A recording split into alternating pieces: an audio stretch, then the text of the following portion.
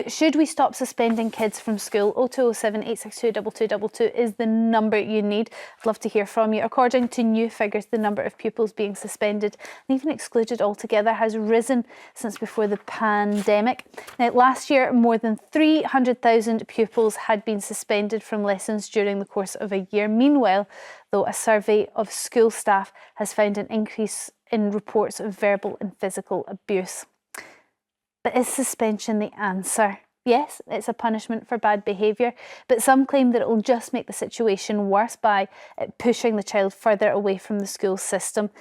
What's your take on this, Ava? I think that we're going to disagree on this. But now, I've got a lot of friends who are teachers, and I've got a lot of family members who are teachers, and if you ask any of them, they'll tell you that if a child is acting up or a child is misbehaving, it's usually because that child has an issue at home or has a behavioural issue that could be sorted, and suspension simply won't fix that. Sending a child out of school, out of the classroom to perhaps go and sit in a broken home and play video games all day does not solve the problem. It actually compounds and makes the issue far worse. You're going to disagree with me, aren't you? No, but I know your history, and I know you have family who are teachers, and I know you would think that. And I think probably in some schools that might work. But I think, when you have stats like last year's stats that show that, first of all, I should say, no teacher anywhere should have to put up with physical abuse from a pupil. Nowhere. I think we can all get on board with that. And if they get punched or hit or kicked or whatever, they should be kicked out of school. I mean, nothing. If teachers are abused, suspension, I think, maybe applies. When you have 9 out of 10 teachers in this country being either physically or verbally abused by pupils, and we know that half of teachers in this country are thinking of leaving the profession for that reason alone. No. They want to, what they ask for support staff to deal with these children. That's what they ask for. The stats are saying half of them are thinking of leaving because of the violence that's happening in schools. And I read an astonishing thing yesterday that 14,500 kids last year, some as young as 5, were taking weapons, knives into school. Now, they were suspended for that, and 6,500 were expelled forever from school. What does that solve? I'll tell you what it solves. It lets the good kids, it creates a decent atmosphere and environment for the kids who want to learn. You have to protect the environment for kids who want to learn. But what happens to that 5-year-old who had a knife? Say when he's 15, he suddenly becomes a real drain and problem for society. That's not the teacher's problem. That's a societal problem as a whole. And they should be taken out of a mainstream school and put into another system where their problems... House arrest. There we go. Which are problems that I completely agree that are created at home, will not be solved at home. Put them somewhere where they can be solved.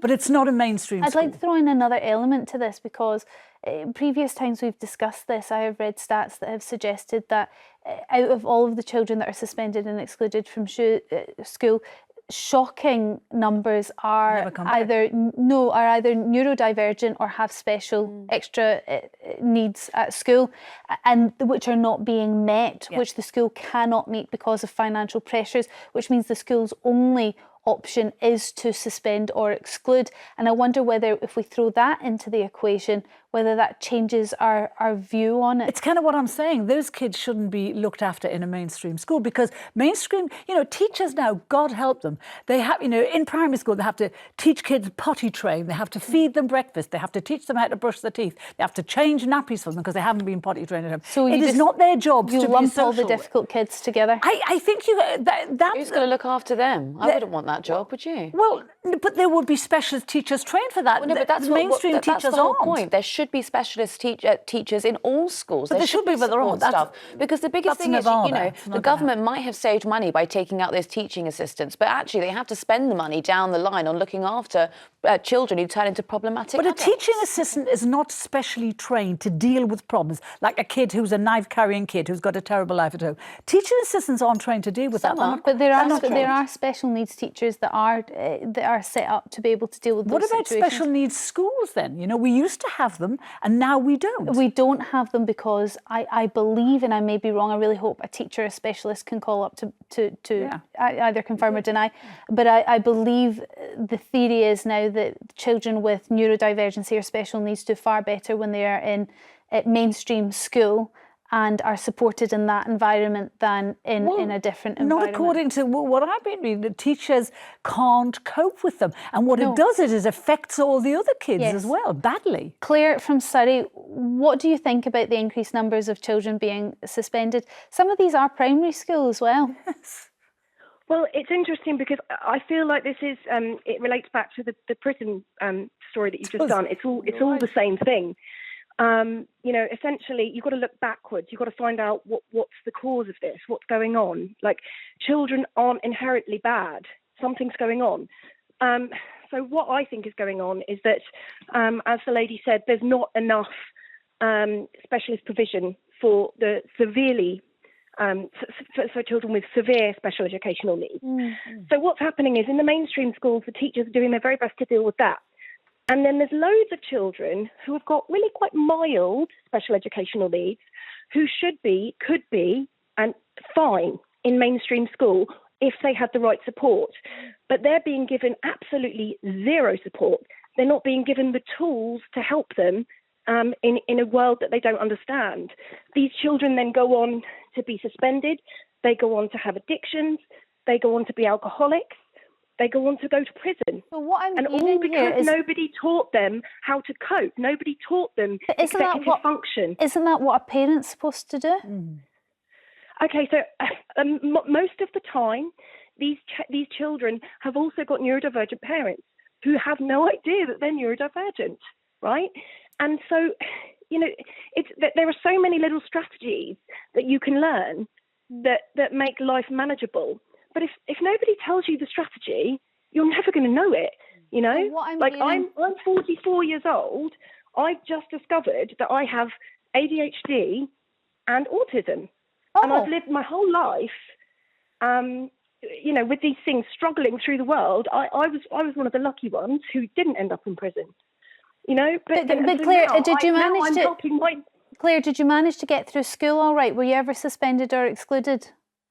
I would have been if it was nowadays, 100%. My mum would have been fined because I didn't go to school. Yeah, but sorry, what I'm trying to get at in the crux of that question was, how did you, with ADHD and autism, which must have been a real struggle for you at school, how did you find coping mechanisms and manage to toe the line in a way that kept you from being suspended and excluded? I barely did. In fact, no, I was excluded in school. I was addicted to drugs. I've had a so it did have an impact. Past. All right, Claire, thank you very much for your call. So the blame there, I suppose, would be on the government not funding the education system enough to provide an environment. Had she been diagnosed, she might have navigated school better. And, you know, she's right. You know, there is a high proportion of people with undiagnosed ADHD who do lead into drug addiction because it's sort of, you know, it's all to do with how you put patterns together in your brain and you have a very addictive personality. Perhaps you'd have been able to tackle that. I was going to say, I get all of that, but that's why we have to have a separate provision for these kids. And it can't just be a little half hour a day where they go into like a detention thing and they get talked to by one teacher. It can't be that. It's got to be something much more specialised to combat what Claire's dealt with and what bad parenting. Well, a teacher in the classroom, another teacher in the classroom, I think would be very helpful for most people. But you know, I just want to get more calls in, Carol. Tim from Dorset, what's your view when it comes to children being suspended? Is it ever helpful? Tim, are you there? Hello, I'm here. Can you hear me? I can hear you. I think it is helpful, but I wouldn't let them in there in the first place.